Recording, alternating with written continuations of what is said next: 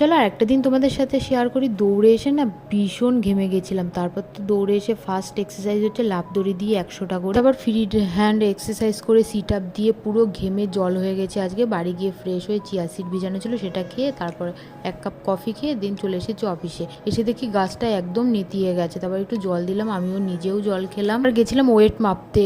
Wait দেখে তো আমার চক্ষু চড়ক গাছ, ওয়েটটা যে করেই হোক কমাতে হবে। দুপুরে ওটসের রুটি আর তার সাথে ছিল টক দই। বাড়ি যাওয়ার সময় না আকাশটা দারুণ ছিল। আর আজকে তো আমি হনুমানজির মূর্তি কিনেছি, যেহেতু কালকে পুজো আছে। তারপর একটু সোনার দোকানে গেছিলাম। আংটিটা কেমন হয়েছে বলো, কিন্তু কিনিনি, ওটা দোকানদারেরই আংটি। তারপর মুড়ি খেয়ে আর রাত্রে একটু আমপানা খেয়ে নিয়েছি, কারণ এত গরম লাগছিল, একটু ঠান্ডা ঠান্ডা খেতে ইচ্ছা করছিল। তাই মাকেও দিলাম, আমিও খেলাম। মা বলে টক টক, যে আমপানা টক হবে না তো কি মিষ্টি হবে। ঠান্ডা ঠান্ডা আমপানা খেয়ে না গলাটা ভিজে নিলাম, আর দারুণ লাগছিল এত ঠান্ডা জল খেয়ে। তারপর রাতে একটু স্কিন কেয়ার করলাম। তো আজকে দিনটাতে এভাবেই কাটালাম। বাই, দেখা হচ্ছে নেক্সট ভিডিওতে।